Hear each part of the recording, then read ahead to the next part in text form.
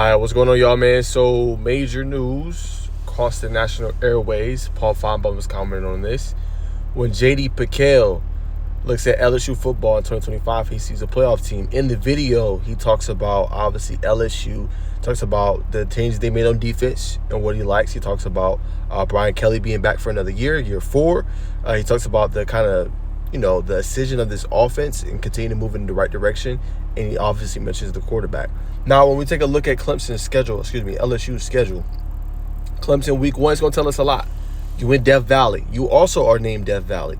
Clemson is going to be the class of the ACC next year. When you talk to pundits and you look and you see, and Cade Klubnik's coming back, and you have Brian Wesco, you got TJ Moore, they're going to be right there. Sammy Brown coming back another year.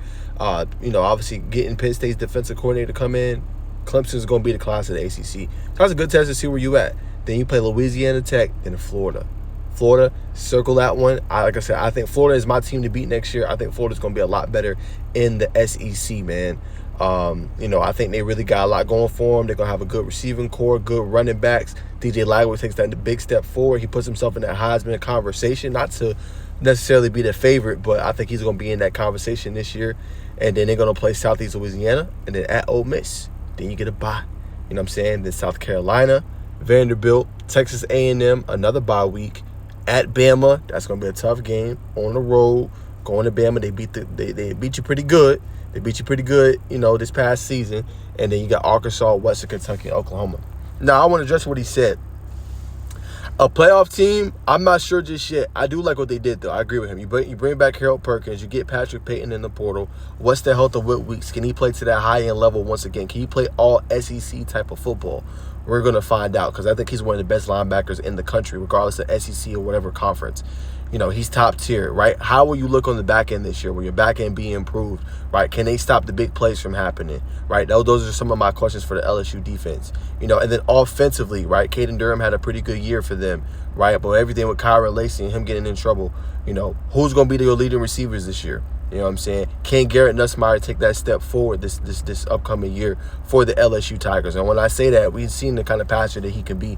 We know he can hit the deep plays, but when it's not there, can you take what the defense gives you, right? Can you take a 2 or 3 yard out? Can you give it down to the running back and let him get 4 or 5 yards, right? You're not going to always hit on the big plays, and that's why his completion percentage was all the way down low.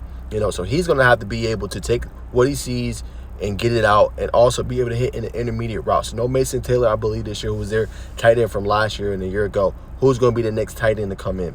So for me, it's no disrespect. I do like what they did.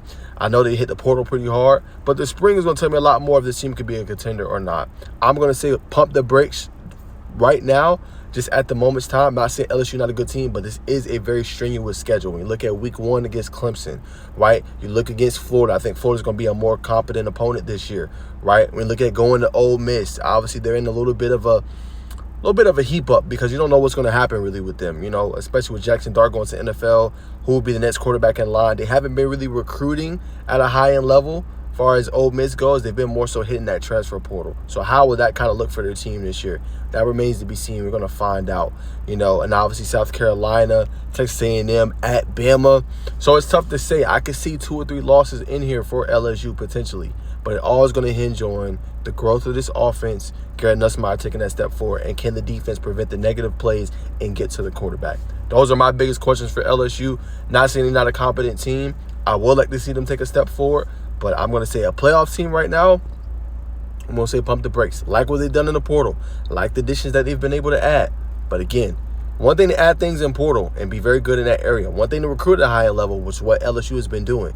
But it's another thing to see that translate towards the field. You know what I'm saying? So for right now, I'm going to say no, because I think they are a 3-loss team currently constructed, right? Again, got to see their spring film, right? Got to see how they look in the spring practice. Obviously I won't be there because I don't live in LSU. I don't cover LSU, but I will see their spring game. I will find a way to try to find and watch that. When I see that, then I can give them a bigger assessment. But for right now, I'm going to say no. No playoff team. I'm going to say they're a 3-loss team this year. I think Clemson, I think Florida, I think Alabama is going to be some of their tough ones this upcoming year. But we're going to find out.